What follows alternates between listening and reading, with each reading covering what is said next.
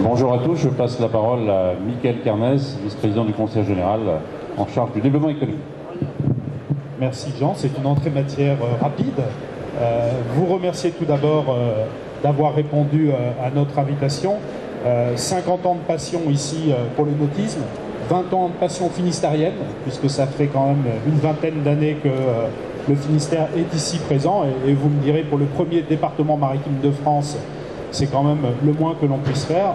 20 ans de présence du Conseil général du Finistère, et je serais tenté de dire de nautisme en Finistère, qui est quand même le lieu où tout s'est construit, toute cette stratégie du Conseil général du Finistère s'est mise en œuvre.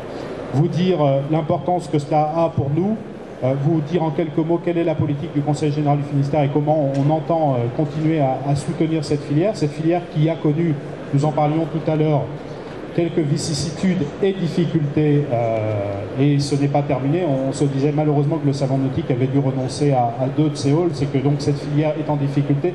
C'est une filière qui est en difficulté, mais qui était la filière en France, filière économique, qui avait connu la plus forte croissance et dans la durée la plus longue, puisque ces 15 ou 20 dernières années, la filière nautique était la seule filière économique en France à avoir connu une croissance durable. Et donc depuis 2-3 ans, on connaît les difficultés qui sont celles de cette filière, mais regardons les choses telles qu'elles sont. La présence du Finistère aujourd'hui n'a jamais été aussi importante ici, notamment de par la présence des chantiers. Ça veut dire qu'en Finistère, malgré les difficultés qui sont les nôtres, nous arrivons, je dirais, à passer entre les vagues et entre les difficultés. Alors, le Conseil général du Finistère et Dominique en dira quelques mots aussi, souhaite accompagner ce qui a fait l'histoire de notre département, c'est donc de continuer à accompagner notamment les centres nautiques, puisque tout a commencé là, les classes de mer, évidemment, et vous êtes ceux qui ont inventé ce concept des classes de mer. Et donc les salons nautiques qui ont aussi connu des difficultés, sont aujourd'hui dans la volonté aussi de passer ce cap, et nous les accompagnons dans leur structuration, restructuration, et nous les accompagnons aussi dans ce que nous appelons les diagnostics environnementaux, et donc de faire en sorte qu'ils se mettent en harmonie avec les principes et les préceptes du développement durable, et c'est extrêmement important. Économie d'eau, économie d'énergie pour ces centres nautiques, ça peut permettre aussi des économies dans un moment qui est aussi difficile, investir pour durer demain. Je crois que c'est une bonne philosophie et c'est donc celle que nous souhaitons avoir. Conseil général du Finistère qui souhaite soutenir la présence des chantiers, je le disais, c'est la première fois que les chantiers navals du Finistère occupent une place aussi importante. Il faut les saluer, il faut saluer leur dynamisme. Certes, ce sont de petits chantiers, mais tellement importants, tellement dynamiques pour nous, aux côtés des grands noms que nous connaissons ici, les Beneteau et autres. Évidemment qu'ils ne sont pas dans la même cour, mais ils sont dynamiques, ils marchent, ils avancent, et on a fait le tour tout à l'heure.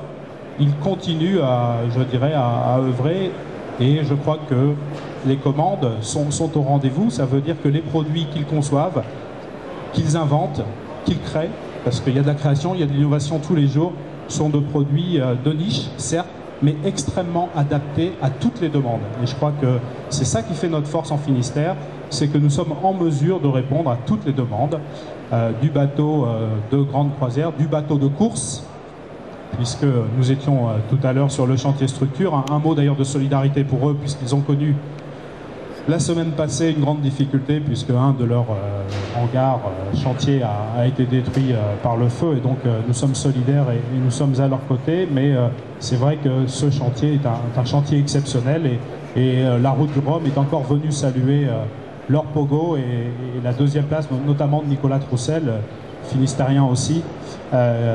C'est vraiment pour nous, ça nous fait chaud au cœur. Donc dire qu'il y a ces chantiers, puis il y en a d'autres. On a vu ici des bateaux totalement exceptionnels et adaptés à toutes les volontés, toutes les possibilités, et notamment à l'handisport, à la voile pour tous, comme nous l'appelons. Et tout à l'heure, Bruno nous donnera un témoignage à la fois de ce qu'il est, de ce qu'il fait et des valeurs qu'il porte. Et nous sommes très heureux que le Conseil général du Finistère ait choisi d'accompagner Bruno dans cette aventure à nouveau pour les Jeux Olympiques.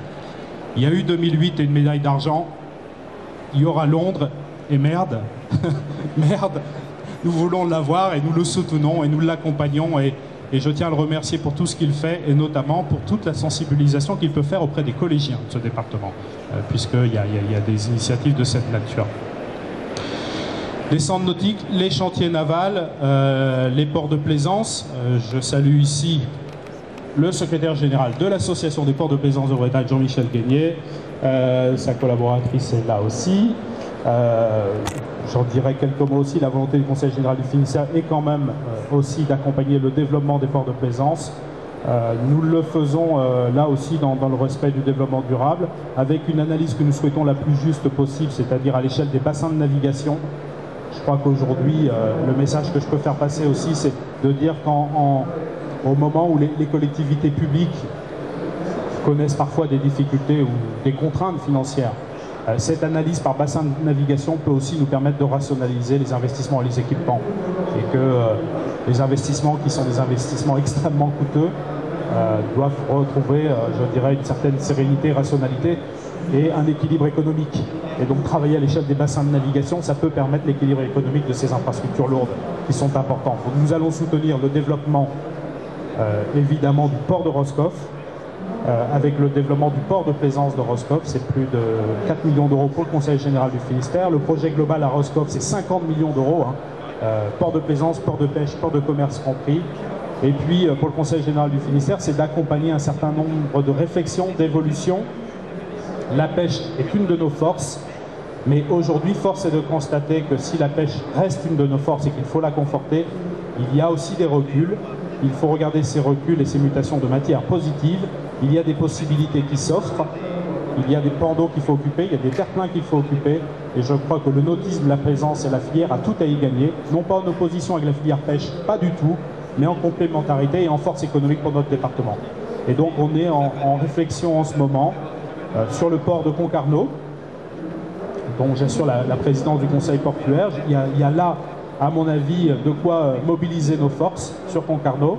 Nous allons engager une réflexion de même nature sur l'Octudie, parce qu'il y a là aussi des mutations qu'il faut regarder positivement. Et puis nous allons engager aussi des réflexions sur le port de Douarnenez, parce que nous pensons que là aussi il y a des possibilités. Et quand on regarde l'Octudie, Douarnenez, Concarneau, ce sont des bassins de navigation qui sont complémentaires. Et je pense qu'il y a de la place pour ces trois ports dans leur développement, et notamment dans leur développement pour la plaisance. Parler aussi pour le Conseil général du Finistère du sport de haut niveau. C'est quelque chose d'absolument essentiel. Ça porte des valeurs, comme le salon nautique, ça porte des valeurs d'image. Et se féliciter quand même de cette superbe victoire de Roland Jourdain, évidemment, que j'ai vu il y a une dizaine de jours à Concarneau. Il est dans une forme absolue. Il a de la visibilité sur 3-4 ans. C'est totalement exceptionnel. Saluer le maire de Brest. Bonjour François, qui voulait être discret, mais c'est trop tard. Et donc vous dire qu'on est très heureux de porter ces valeurs avec vous, les professionnels de cette filière, qu'on souhaite continuer, malgré les difficultés qui sont les nôtres, à vous accompagner. Et en tout état de cause, dans le moment qui est le nôtre, c'est-à-dire dans le moment où nous discutons de nos arbitrages budgétaires, sachez que nous maintenons nos efforts pour cette filière, parce que nous sommes intimement convaincus que le Finistère sans la mer et sans vous, ça n'a pas de sens. Donc voilà, le message positif que je souhaitais vous faire passer, avant de passer la parole à Dominique, puis à Bruno pour un témoignage, ou à Bruno et à Dominique, comme vous voulez, dans l'ordre que vous voulez, mais pour des témoignages forts. Merci à vous.